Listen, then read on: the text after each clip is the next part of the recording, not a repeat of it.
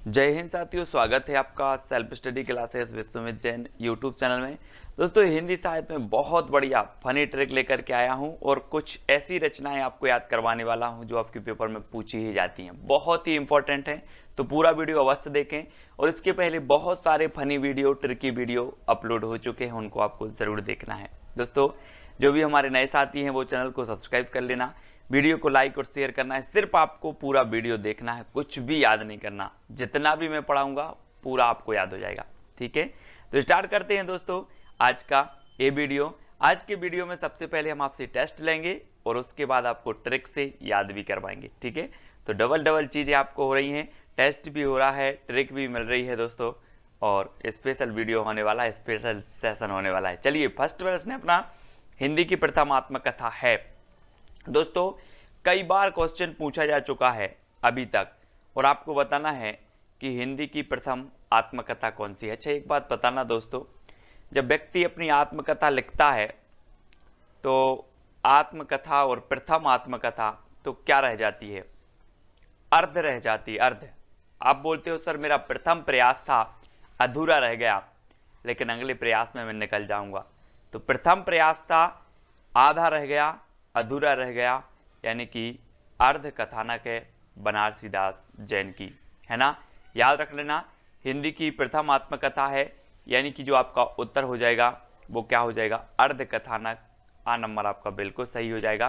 ठीक है, प्रथम आत्मकथा आधी रह गई, अर्ध रह गई, तो अर्ध कथानक। ठीक है, पंक्तिहीन आत्मकथा किसकी है दोस्तों?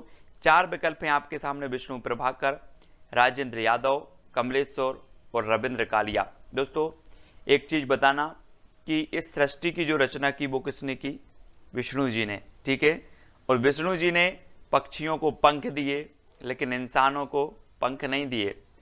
विष्णु जी ने कहा कि अगर इंसानों को पंख दे दिए होते तो ये तो फिर क्या आसमान में उड़ते हैं ना, इसलिए क्या किया विष्णु जी ने? पंखहीन बना दिया। बोले पंख नहीं देंगे, तो पंखहीन बना दिया किसने? विष्णु जी ने। इसलिए पंखहीन जो आत्मकथा होगी वो किसकी होगी? विष्णु प्रभाकर। विष्णु प्रभाकर, यानी कि जो आपका विकल्प नंबर आ है वो क्या हो जाएगा? बिल्कुल सही हो जाएगा। अब कभी पूछा जाएगा बोले पंखहीन, हाँ कहीं बोले इंसानों को पंखहीन बना दिया विष्णु जी ने, है ना। सृष्टि के रचयिता हैं, तो आ नंबर आपका बिल्कुल सही हो जाएगा। अगला बताना है, बूंद बावड़ी किसकी आत्मकथा है दोस्तों? बूंद बूंद बावड़ी, है ना। जब आप किसी चीज के लिए आपकी लगन होती है, किसी चीज के लिए आपकी धुन होती है, तो आपकी बूंद बूंद बावड़ी हो जाती है। ऐसा ही दोस्तों, किसी का नाम है पद्मा, है ना, और पद्मा के बारे में सच है कि पद्मा सच में बावड़ी है। पद्मा सच में बावड़ी है, तो पद्मा सचदेवा की जो आत्मकथा होगी वो कौन सी होगी? बूंद बावड़ी। कौन सी होगी? बूंद बावड़ी। अब मैं कभी भी आपसे पूछूंगा बूंद बावड़ी आत्मकथा किसकी है, तो आप बोलोगे पद्मा सच में बावड़ी है।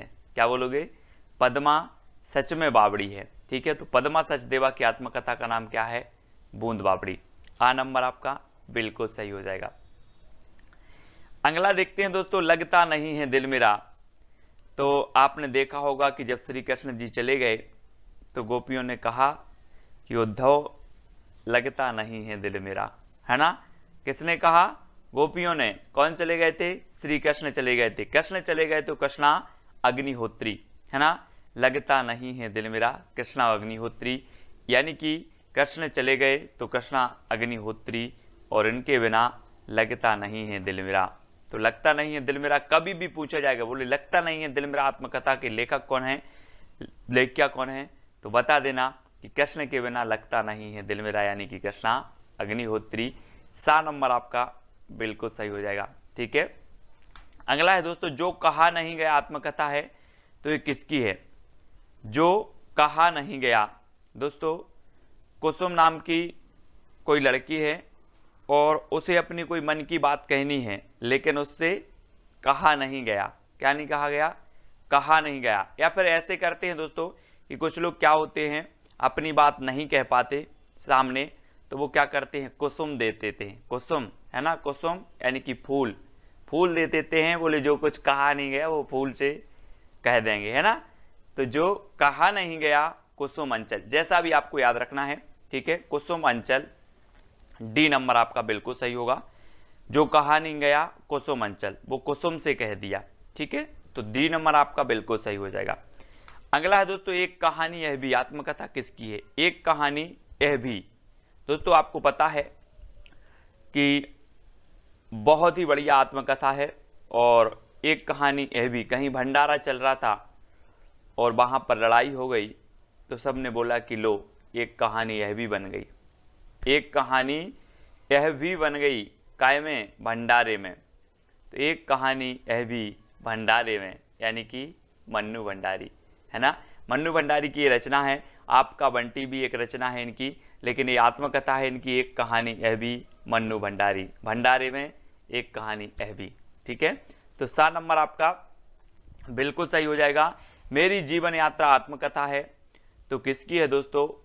4 विकल्प हैं, विकल्प अनुसार उत्तर बताना है, क्योंकि ये 2 लोगों की आत्मकथा है इसी नाम से, मेरी जीवन यात्रा। एक राहुल सांकृत्यायन जी की है ना, और दूसरी है जानकी देवी बजाज। लेकिन मेरी जीवन यात्रा कौन सी गाड़ी से करना है हमें? बजाज गाड़ी से करना है, बजाज, है ना। ये बजाज की गाड़ी दिख रही है यहाँ पर, बजाज गाड़ी से मेरी जीवन यात्रा शुरू करनी है, बजाज से करनी है, तो जानकी देवी बजाज और मेरी जीवन यात्रा, यानी कि आपका उत्तर क्या होगा? विकल्प नंबर बी।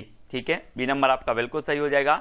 अब कभी भी आएगा जानकी देवी बजाज की जो आत्मकथा का नाम है वो क्या है, तो आप बोलोगे कि मैंने बजाज गाड़ी से मेरी जीवन यात्रा प्रारंभ की थी, बजाज से। ठीक है, ऐसे भी याद रखेंगे। दोस्तों तिरस्कृत आत्मकथा किसकी है? तिरस्कृत अपन बोलते हैं, क्या बोलते हैं कभी कभी जब अपन बहुत सारा काम कर लेते हैं यार, अपन बोलते मैं तो त्रस्त हो गया इस काम से, ऐसे बोलते ना। ऐसे ही सूरज आपको रोज प्रकाश दे रहा है, रोज आपको धूप दे रहा है, सूरज भी कभी बोल देगा यार मैं तो त्रस्त हो गया हूँ, धूप दे करके, प्रकाश दे करके क्या हो गया हूँ? त्रस्त हो गया हूँ। कौन बोल रहा है? सूरज बोल रहा है। तो सूरजपाल चौहान, तिरस्कृत ये जो आत्मकथा है वो किसकी होगी? सूरजपाल चौहान की, क्योंकि जो सूरज है वो क्या हो गया है? त्रस्त हो गया है ना, त्रस्त हो गया है। तो इस प्रकार से तिरस्कृत आत्मकथा सूरजपाल चौहान की होगी। आ नंबर आपका बिल्कुल सही होगा। लौटाओ धार संस्मरण है, तो किसका है? लौटाओ धार। दोस्तों आपको पता है, यहाँ चित्र में देखो, ये किसकी धार है? दूध की धार है। अब दूध की धार एक बार निकल जाए तो लौट के आएगी क्या? बोले लौटाओ धार, काई की? दूध की। तो दूधनाथ सिंह, है ना। आ नंबर आपका बिल्कुल सही हो जाएगा, दूधनाथ सिंह। लौटाओ धार दूधनाथ सिंह की रचना है, बहुत ही बढ़िया है ना, संस्मरण है, याद रखेंगे। अगला है दोस्तों, याद हो कि ना याद हो, संस्मरण किसका है? आपने वो फिल्म देखी होगी घातक, सनी देओल की। उसमें बोलता है कि आपको सुनकर बहुत खुशी होगी कि आज से आप मेरी गिरफ्त में काम करोगे। लेकिन याद रखना यहाँ पर हमें क्या है? याद, काशीनाथ, याद हो कि ना याद हो, आज से तुम मेरी गिरफ्त में काम करोगे। याद हो कि ना याद हो, किससे बोले हैं? काशीनाथ, काशीनाथ। इसमें सनी देओल का नाम क्या रहता है? काशीनाथ। और काशीनाथ याद रखना है, याद हो कि ना याद हो, आज से तुम मेरी गिरफ्त में काम करोगे, है ना। तो आपको याद रख लेना, याद हो कि ना याद हो, इसके जो लेखक हैं वो कौन है? काशीनाथ से हैं, यानी कि आपका जो विकल्प नंबर डी है वो बिल्कुल सही हो जाएगा। अगला है दोस्तों, अतीत के गर्त से संस्मरण है, तो किसका है? अब एक चीज बताना दोस्तों कि आप अतीत के गर्त में चले गए हो, और अतीत के गर्त से आपको कौन निकालेगा? मैं निकालूंगा क्या? विकल्प देख लो। अतीत के गर्त से आपको जो निकालने वाली हैं वो है भगवती। आप भगवती के चरण में जाओ, भगवती आपको अतीत के गर्त से निकालेंगी, है ना। तो अतीत के गर्त से ये संस्मरण किसका होगा? तो भगवती चरण वर्मा। ठीक है, अतीत के गर्त से कौन निकालेगा? बोले सर भगवती। तो अतीत के गर्त से संस्मरण किसका होगा? भगवती चरण वर्मा का। ठीक है, बी नंबर आपका बिल्कुल सही होगा। पैरों में पंख बांधकर किसका यात्रा वृत्तांत है? तो 4 विकल्प हैं, 2 सेकंड आपको दिए जाते हैं दोस्तों, है ना। पैरों में पंख बांधकर उड़ना है, और कहाँ पहुंचना है? वृक्ष के ऊपर। कहाँ पहुंचना है? वृक्ष के ऊपर। पैरों में पंख बांधकर वृक्ष के ऊपर। ठीक है, यानी कि राम वृक्ष वैनीपुरी। ठीक है, पैरों में पंख बांधकर वृक्ष के ऊपर बैठना है, तो राम वृक्ष वैनीपुरी, बी नंबर आपका बिल्कुल सही हो जाएगा।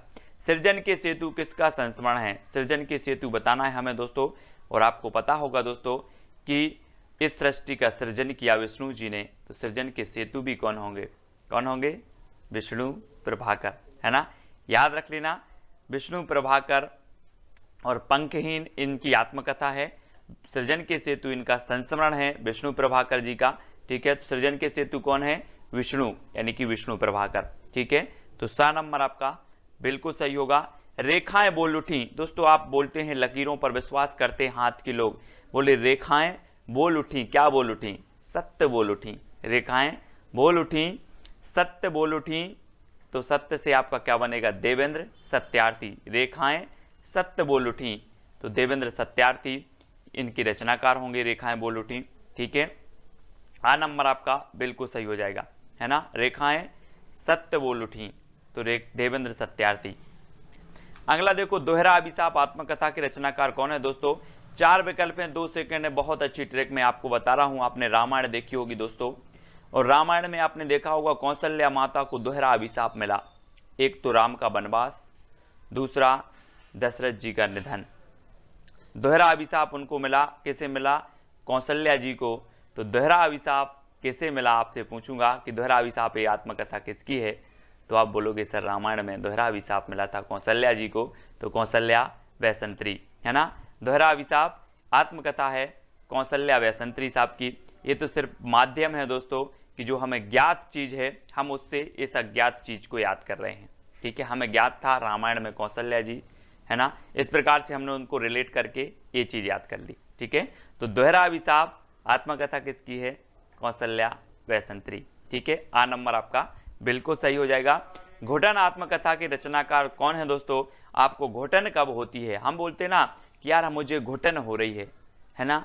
कोई कोई जब रहते हैं, बहुत सारे लोग ऐसे रहते हैं जिनको राम और शंकर उनके इष्ट देवता होते हैं, और राम और शंकर के जब तक वो दर्शन ना करें तब तक उन्हें क्या होती है? घुटन होती है ना। हम और आप सभी लोग ऐसे ही हैं, और जब राम और शंकर के दर्शन ना हो तो क्या होने लगती है? घुटन होने लगती है। तो घुटन आत्मकथा किसकी होगी? रमाशंकर आर्य की। रमाशंकर आर्य, यानी कि आपका विकल्प नंबर बी जो है वो बिल्कुल सही हो जाएगा, ठीक है। घुटन आत्मकथा। अन्या से अनन्या की रचनाकार कौन है? दोस्तों 4 विकल्प हैं दोस्तों। अन्या लिखा है यहां पर, तो समझ लो कि अन्न, आप बोलते ना कि अन्न हमें प्राप्त होता है कहां से? खेतों से। कहां से प्राप्त होता है अन्न? खेतों से प्राप्त होता है ना। एक वो लोकगीत है, आपने सुना होगा, अन्न देव महाराज तुमसे लगो संसार। आपने लोकगीत सुना होगा, बुंदेलखंडी भाषा में है ना। तो अन्न कहाँ पैदा होता है? खेतों में। तो अन्या से अनन्या की रचनाकार कौन है? प्रभा खेतान, है ना। प्रभा खेतान याद रख लेना, ये है। और दोस्तों इनकी एक रचना है पीली आंधी। मैंने आपको बताया था कि पीली आंधी कहाँ आती है? जब सरसों फूलता है खेतों में तो ऐसा लगता है कि पीली आंधी आ गई हो, तो पीली आंधी भी है दोस्तों प्रभा खेतान की रचना। लेकिन अन्या से अनन्या ये आत्मकथा है प्रभा खेतान जी की, याद रखेंगे, बहुत ही बढ़िया है। खेतों में अन्न उपजता है, अन्न निकलता है ना, इसलिए अन्या से अनन्या प्रभा खेतान। मेरे 7 जन्म, मेरे 7 जन्म। दोस्तों सभी लोग चाहते हैं कि मेरा एक जन्म ही नहीं, मेरे 7 जन्म हंस हंस के कट जाएं। कैसे कट जाएं? हंस हंस के कट जाएं। तो मेरे 7 जन्म के रचनाकार कौन होंगे? हंसराज रहवार, यानी कि आपका विकल्प नंबर जो आ है वो बिल्कुल सही हो जाएगा। हंसराज रहवार, मेरे 7 जन्म हंस हंस के कट जाएं। वो आपने गाना सुना होगा, 7वें जन्म में तेरे साथ रहूंगा यार, सुना है ना सभी लोगों ने, दिल वाले फिल्म का। तो मेरे 7 जन्म कैसे कट जाएं? हंस हंस के कट जाएं, यानी कि दोस्तों आ नंबर आपका बिल्कुल सही होगा। मैंने मांडू नहीं देखा आत्मकथा है, तो किसकी है? मैंने मांडू नहीं देखा आत्मकथा के रचनाकार कौन है? स्वदेश दीपक, रमाशंकर आर्य, कमलेश्वर, भीष्म साहनी। तो दोस्तों एक चीज बताना, मांडू कहाँ है? विदेश में कि स्वदेश में? कहाँ है मांडू? और दोस्तों मांडू है कहाँ पर? स्वदेश में। तो मैंने मांडू नहीं देखा, ये आत्मकथा किसकी होगी? किसकी होगी? स्वदेश में है, तो स्वदेश दीपक, यानी कि जो आपका आ नंबर है वो बिल्कुल सही हो जाएगा, स्वदेश दीपक, ठीक है। आ नंबर। मांडू कहाँ है? स्वदेश में, तो स्वदेश दीपक। आ नंबर है गालिब छूटी शराब के रचनाकार कौन है दोस्तों, है ना, जिसने शराब छोड़ दी हो और वो बोले कि मैं शराब छोड़ दी है तो लोग उस पर नज़र रखने लिए लगते हैं। एक बार क्या हुआ है, ऐसे ही गालिब छूटी शराब और छोड़ दी शराब, लेकिन वो शराब लेके आ रहे थे, बोले का लिया, का लिया, बोले शराब लिया, तो गालिब छूटी नहीं शराब, गालिब छूटी नहीं शराब, बोला गालिब छूटी नहीं शराब, है ना, का लिया शराब लिया। ठीक है, तो ऐसे याद रखेंगे, गालिब छूटी नहीं शराब, ये रविंद्र कालिया जी की है। आ नंबर आपका बिल्कुल सही हो जाएगा। ठीक है, इसमें से दोस्तों बहुत सारी ट्रिक हमने देखी, बहुत सारी चीजें याद करने का प्रयास किया अलग अलग प्रकार से। आपको कौन सी ट्रिक सबसे अच्छी लगी कमेंट के माध्यम से आपको बताना है। और दोस्तों एक चैलेंज प्रश्न है आपका कि अपनी खबर किसकी आत्मकथा है, ये आपको बताना है कमेंट के माध्यम से। हर वो बंदा बताएगा जिसने वीडियो देखा है। ठीक है, अपनी खबर किसकी आत्मकथा है, बहुत सारी रचनाएं आत्मकथाएं संस्मरण याद किए हमने। वीडियो कैसा लगा कमेंट के माध्यम से सभी लोग बताएंगे, वीडियो को शेयर करेंगे और साथ ही दोस्तों अपनी खबर किसकी आत्मकथा है वो आपको कमेंट में लिखना है ना। और बाकी ये 4 ऑप्शन हैं, इनकी अगर आपको आत्मकथा रचना कितना आप इनके बारे में जानते हो, 4 विकल्प में से आपको चारों विकल्प के जवाब देना है। इनके बारे में क्या क्या जानते हो, कोई खास रचना है, कोई अच्छी चीज है, वो आप बताएंगे। ठीक है, तो याद रख लेना, कल हमने याद किया था दोस्तों कि जो है बालकृष्ण भट्ट की जो एक इन्होंने संपादन किया था पत्र का हिंदी प्रदीप, उसको हमने याद कर दिया था कि प्रदीप के बाल भट्टा से भरत गए। क्या किया था, प्रदीप के बाल भट्टा से भरत गए, तो हिंदी प्रदीप से हिंदी प्रदीप और बाल से बालकृष्ण भट्ट, है ना, ऐसे याद कर लिया था दोस्तों। तो इसी प्रकार से जुड़े रहें, वीडियो को लाइक करें, शेयर करें, बहुत सारी ऐसी ट्रिक आएंगी हिंदी साहित्य की, हर एक चीज आपको याद हो जाएगी। बने रहें, ये 18वां वीडियो था दोस्तों, और इसके पहले 17 वीडियो ऐसे ही और बहुत अच्छी अच्छी फनी ट्रिक से मैंने आपको याद करवाए हैं। ठीक है, जो भी साथी अभी तक व्हाट्सएप ग्रुप से नहीं जुड़े हैं वो 9098609291 609291 इस पर SMS करें और उनको तुरंत व्हाट्सएप ग्रुप की लिंक मिलेगी। साथ ही टेलीग्राम ग्रुप से भी आपको जुड़ना है, वीडियो को लाइक करके शेयर अवश्य करना है दोस्तों। आज के वीडियो के लिए बस इतना ही। जय हिंद।